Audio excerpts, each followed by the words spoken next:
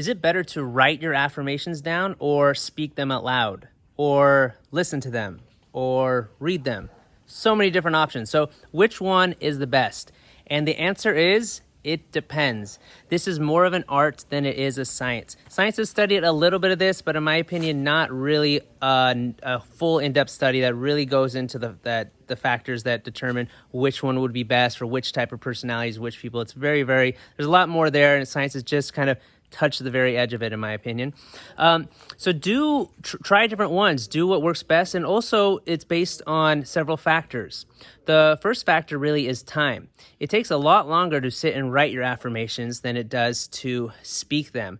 So if you don't have as much time, and you don't want to sit there and write them all, then just say them out loud, right? So that's one way to do it. So this is an art. It's not a science. So try different ways, see which ways work for you. I've tried all the 4 different ways, and all of them work at some level.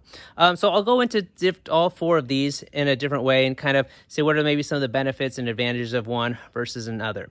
So let's talk about writing our affirmations first. So when we write, there's a certain concept that says when we write, it actually bypasses our conscious mind and goes straight into our subconscious mind. So as we write things, it could actually be a very powerful way of writing affirmations and creating belief systems at a subconscious level, even though we are consciously writing it. So in the legal field, for example, you're actually allowed to look at somebody's handwriting and determine certain characteristics of their personality. This is a whole field that's been studied where our handwriting shows different tendencies we have, different characteristics we have. If we're lying, if we are suicidal, if we are more past-driven or more forward-driven, all these different things can be determined from the handwriting because our handwriting is so linked to our subconscious belief patterns in our subconscious mind. So if you are writing your affirmations, you're actually rewriting your subconscious belief programs as you're doing it. So it's a very, very powerful way. But also some of the disadvantages, it takes a lot longer to write. If you want to write 100 affirmations, it's going to take way longer than saying them. And also you got to kind of be sitting down in a specific place to do that. So advantages are, it could be a very powerful way to do it. Disadvantages, takes a lot of time, and also you got to be sitting down in place. So the second way is saying your affirmations in your head. Now, the advantage of this is you could do it anytime, anywhere. You could do it while you're eating. You could do it while you're driving. You could do it while you're talking to someone. You could just continuously say it in your head over and over and over. One of the disadvantages is it's maybe not one of the most powerful ways to do your affirmations because you're just thinking it at a level of conscious thought. You're consciously awake and you're thinking it at a level of conscious thought.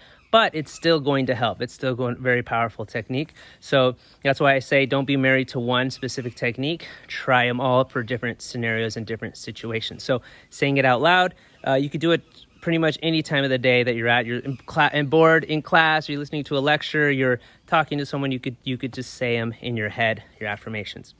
The third way is saying it out loud. So that's similar to saying it in your head, but when you say it out loud, it actually takes more energy and it also generates more energy. It's even more powerful technique. But the thing is, you don't want to be listening to someone and start saying affirmations to them as you're listening to them. They're going to think you're crazy.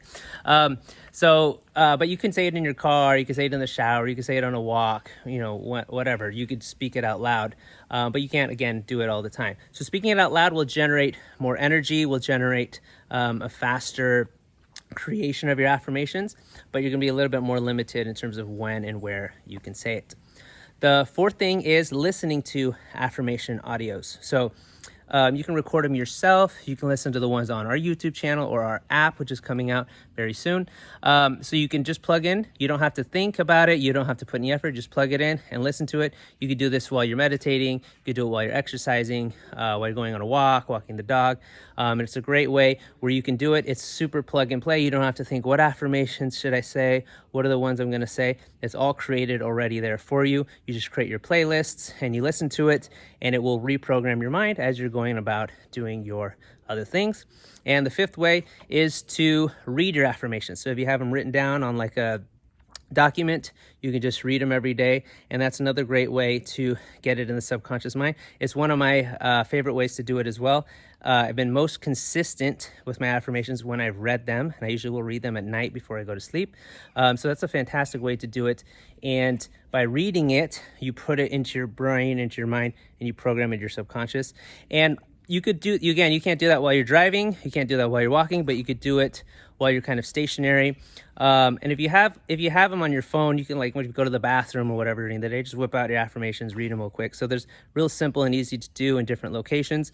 But it may not be as powerful as necessarily writing them or speaking them out loud with a lot of affirmative certainty, but it's a good way to be consistent with it and to do it in an easy, consistent way, just little doses at a time. So those are different ways that you can do your affirmations. Let me know in the comments below which one is your favorite way to do your affirmation. Also subscribe to our channel to get more affirmation tips and listen to our affirmation audios.